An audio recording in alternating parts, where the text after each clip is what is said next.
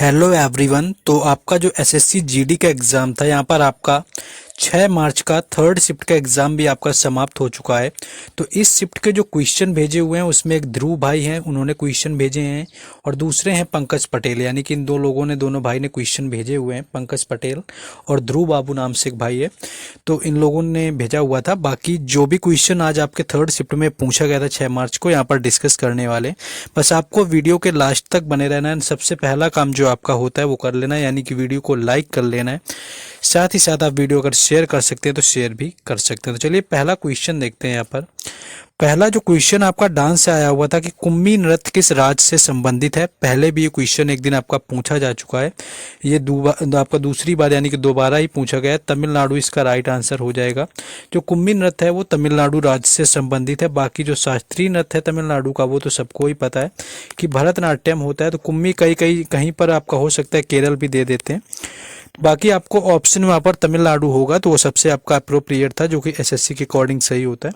तो तमिलनाडु जो है आपका कुम्मी यहाँ पर राइट आंसर हो जाएगा। नेक्स्ट क्वेश्चन देखेंगे। नेक्स्ट क्वेश्चन था कि जाकिर हुसैन का संबंध किस राज्य, यहाँ से लिख गया एक्चुअली, सॉरी, यहाँ पर वाद्य यंत्र पूछा गया था जाकिर हुसैन से। और ये जितनी बार ही एग्ज़ाम होता है इनसे रिलेटेड पूछा ही जाता है। और मैं भी आपको उस दिन से बता ही रहा हूँ जब एग्ज़ाम हो रहा है जब से, कि आपको एक तो अल्लाह रखा खां याद कर लेना है, और दूसरे जाकिर हुसैन, दोनों ही पिता पुत्र हैं, यानी कि अल्लाह रखा खां के बेटे हैं यहाँ पर जाकिर हुसैन। और ये दोनों के दोनों लोग तबला से संबंधित हैं। तो ये आपको याद रखना है। तबला से एक नाम को और याद रखना है, किशन महाराज, ये भी पूछा जाता है, किशन महाराज। बाकी महाराज वाले जो आएंगे वो कथक नृत्य से आएंगे। जब वाद्य यंत्र की बात होगी महाराज आएंगे तो वो तबला से हो जाएंगे। बाकी आपका बिरजू महाराज, लक्षू महाराज होंगे तो उनका संबंध जो है वो नृत्य से हो जाएगा, कथक से, जो कि उत्तर प्रदेश का शास्त्रीय नृत्य होता है। नेक्स्ट क्वेश्चन आगे देखेंगे हम लोग। नेक्स्ट क्वेश्चन आपका पूछा गया कि 2011 जनगणना के अनुसार हिंदुओं की जनसंख्या कितने करोड़ थी। यहाँ पर देखिए करोड़ में जनसंख्या पूछी गई है।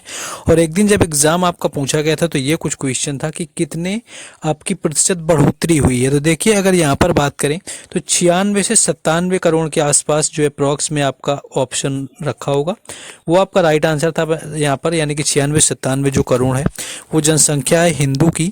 और इसमें वृद्धि की बात करें तो कुल 16% के अप्रॉक्स हुई थी, जो कि एक दिन पूछा गया था। वही मुस्लिम जनसंख्या की बात करें तो 17 से 18 करोड़ के आसपास रही हुई है। और अगर मुस्लिम में अगर वृद्धि की बात करें तो लगभग 24% तक बढ़ोतरी हुई थी 2001 से लेकर के 2011 तक। और इससे क्वेश्चन यहाँ पर परसेंटेज को लेकर एक दिन पूछा जा चुका है, इसलिए बता रहे हैं। बाकी 96-97 अगर आपका ऑप्शन में जो भी दिया होगा वो आपका राइट आंसर था। हिंदुओं की जनसंख्या यहाँ पर आपसे पूछी गई थी। एक दिन आपकी क्रिश्चियन पूछी गई थी कितनी प्रतिशत है, ईसाई की तो 2.1% थी। तो इस तरह से कितनी जनसंख्या कितने परसेंट है ये पूछ लेते हैं, नहीं तो आपसे संख्या में पूछ लेंगे कितने करोड़ है, तो ये यहाँ पर पूछा जा चुका है। इस तरह के पैटर्न 3 से 4 बार जो है आपके एग्जाम में देखने को मिला हुआ है। नेक्स्ट आगे देखेंगे। नेक्स्ट क्वेश्चन था कि जीडीपी आपके 1951 से लेकर के 1991 तक आपका कितने प्रतिशत इसमें वृद्धि हुई थी। तो 33% के अप्रॉक्स आपको अगर ऑप्शन में दिया हुआ तो that was your right answer.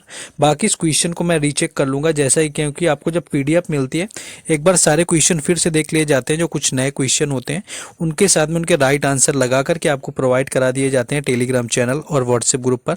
उनका दोनों का लिंक है आपको डिस्क्रिप्शन में दे दिया गया है, तो वहाँ पर जुड़ जाइए।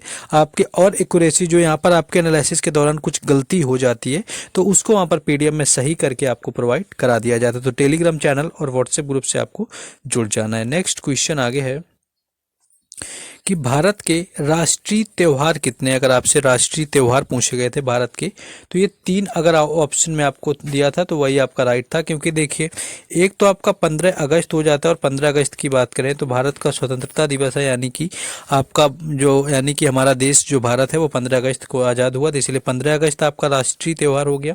और एक 26 जनवरी हो जाता है, क्योंकि 26 जनवरी को क्या हुआ था, संविधान की शुरुआत हुई थी 26 जनवरी 1950 में, तो 26 जनवरी को भी राष्ट्रीय त्योहार मानते हैं। और तीसरा आ जाता है 2 अक्टूबर, जब महात्मा गांधी जी का जन्म हुआ था, जो कि राष्ट्रपिता थे हमारे। तो 2 अक्टूबर को भी राष्ट्रीय पर्व यानी कि नेशनल आपका फेस्टिवल इंडिया का कंसीडर किया जाता है। तो 3 यहाँ पर राइट आंसर था, यानी कि जो राष्ट्रीय त्योहार है भारत के वो कुल यहाँ पर 3 है। नेक्स्ट आगे देखेंगे।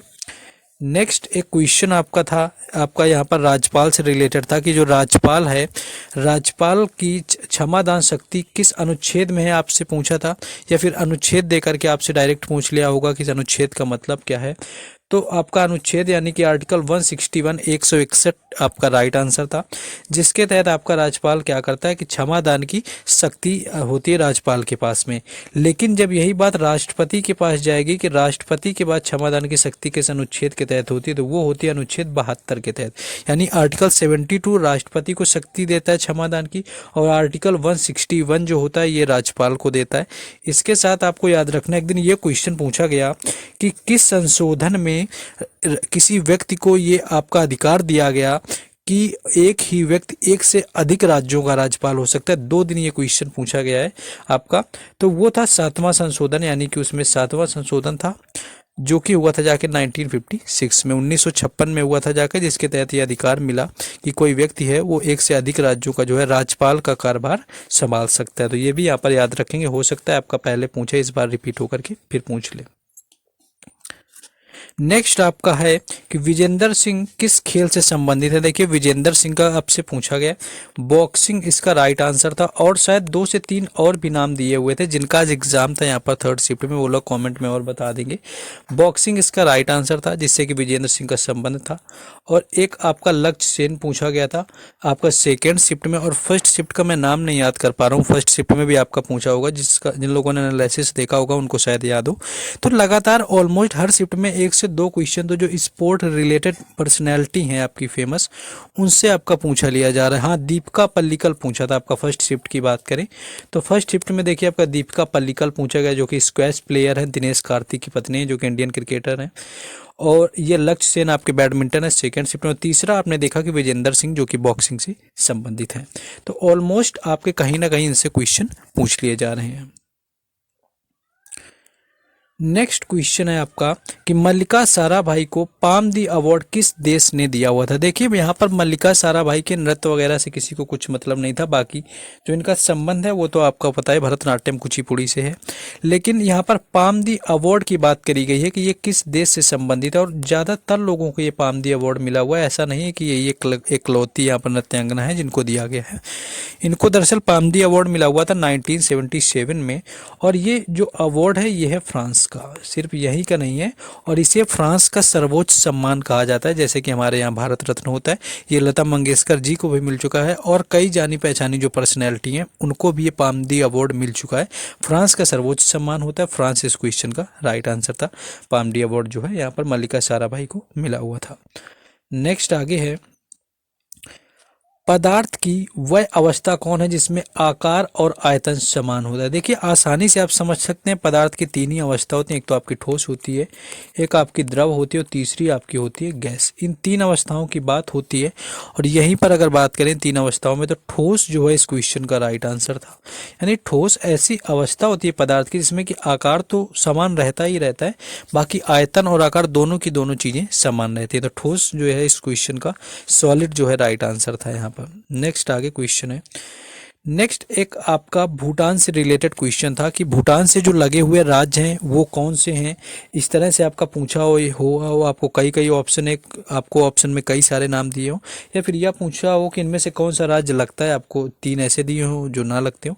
तो अगर भूटान की बात करें तो पहला जो राज्य लगने वाला है उसकी बात करें, यहाँ पर पश्चिम बंगाल है, यानी कि पश्चिम बंगाल भूटान से लगता है। इसके साथ साथ लगता है अरुणाचल प्रदेश, अगर बात करें अरुणाचल प्रदेश भी लगता है।